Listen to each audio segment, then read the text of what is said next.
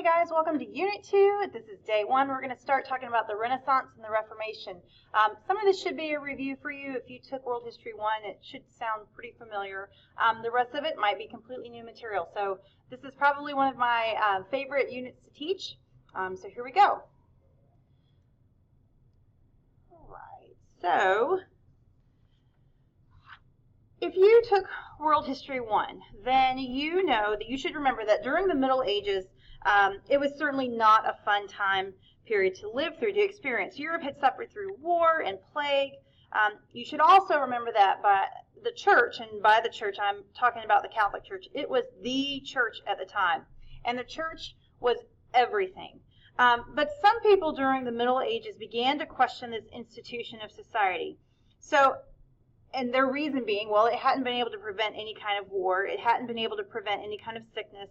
And Christians were being taught that they should endure this suffering while waiting for their rewards in heaven. But those people who had managed to survive the war and the plague, they wanted to celebrate life and the human spirit. So this is when we begin to see a change in society. So your Renaissance is defined as the rebirth of classical knowledge and the birth of the modern world. So during the Renaissance, everything, and I mean everything, is going to change. Architects changes, art and literature changes, clothing styles changes, everything changes. So let's take a look at why. So it's a time period between 1300 and 1600 where there was just this explosion of creativity in art and writing and thought. And the term rebirth means, so Renaissance actually means rebirth, and in reference to this time period, we're looking at a revival of art and learning. So there are some basic foundations of the Renaissance here. Let's start with humanism. So humanists thought that life should be lived and enjoyed, and that it could be done without offending God. Okay, humanism is also defined as the focus on human potential and achievements. So instead of intellectuals trying to make the classical texts agree with Christian teaching as they had done in medieval times, we see where humanists are beginning to study the classical text in order to understand the ancient Greek values. So that leads us to our second foundation, the rediscovery of Greek and Roman manuscripts. The Renaissance scholars looked down on the art and literature of the Middle Ages, and they wanted to go back to the learning of the Greeks and Romans and what they had achieved, and they did this in a couple of ways. So first, the artists and scholars of the time, they were inspired by the ancient ruins, Roman ruins that were surrounding them. Second of all, the scholars studied the Latin manuscripts that had been preserved in the monasteries. And the final foundation that you'll need to know about here is learning. So remember when I told you a while ago that during medieval times the church was everything? Well, here is where that changes. So while most people remain very devout Catholics, meaning that they were very faithful to their Catholic faith, the basic spirit of the Renaissance society was a secular view. So this was one of your vocab terms, secular. You should remember that it means worldly or of the world and not spiritual. They were more concerned with the here and now versus what's going to happen after they died.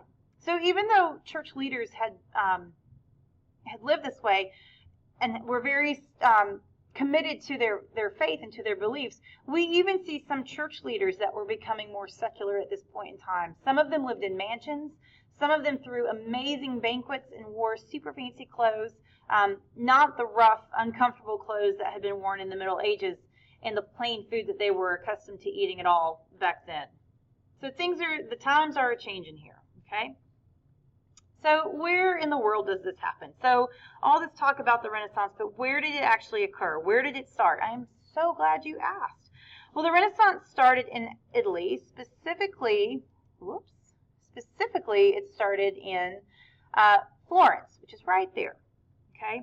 Other important cities during the Renaissance include Genoa, which is right there, and Venice as well. So why here? What makes these cities so special? Well, for one thing, they were wealthy trading areas where products and ideas and cultures were already being exchanged. These areas also had some of those ancient Roman ruins from the Roman Empire, which is what Italians wanted Italy to return to. They wanted to return to the glory of the Roman Empire. And these ruins reminded Italians of that glory, and that was what they desired. So there were also some pretty important people living in these cities of Florence, Genoa, and Venice. These people were called patrons. Again, this I believe was one of your vocab words.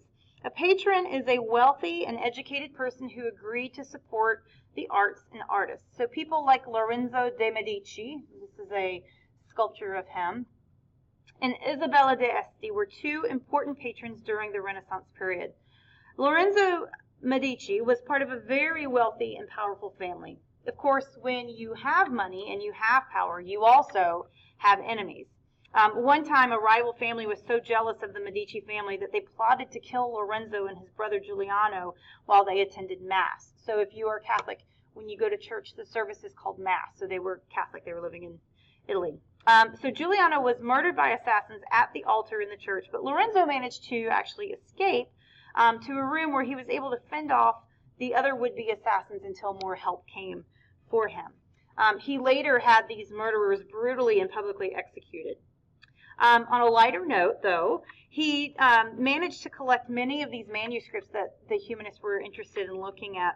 And eventually the family created the first public library where these manuscripts could be viewed by the public. This lady, Isabella d'Este, is often called the First Lady of the Renaissance. She was a very big supporter of the arts and even commissioned Da Vinci to paint her portrait. He came to do some pre-planning sketches and drawings of her, which she liked, but she waited for more than 4 years for her portrait, but Da Vinci never painted her portrait. She had a lot of different artists that would sketch her or draw her, but she wasn't satisfied with very many of them. They felt like they made her look too plump. So she didn't really like that. All right, so art in the Middle Ages versus art in the Renaissance. Well, what's the big difference? If you look on the left, this is an example of art from the Middle Ages, and then the one on the right would be art from the Renaissance. So to begin with, art from the Middle Ages, it focused on religion and heaven, whereas art from the Renaissance period is going to focus more on realistic scenes with lifelike humans that had real physical features. Another difference between the two is the concept of perspective. And perspective is going to be what gives paintings a lifelike feel. Objects that are further away are painted smaller, such as these boys that are standing here, right here by the bridge, okay? And even further back, you can see the boat, okay? And even further back here, you can see some landscape back here, maybe some mountains or some hills, okay? Objects that are further away are pointed smaller. In the background, boat in the river, that sort of thing. So what perspective does is it gives depth to a flat canvas, because when you paint, your canvas is very flat. You can't really build on that, so to speak. So the art doesn't look flat, but there's some depth to it when we use perspective. All right, before we get too far in these guys, into some of our humanists and some of our interesting artists and that sort of thing, I'm going to go ahead and stop it here for video 1. Video 2 we'll pick up with Michelangelo.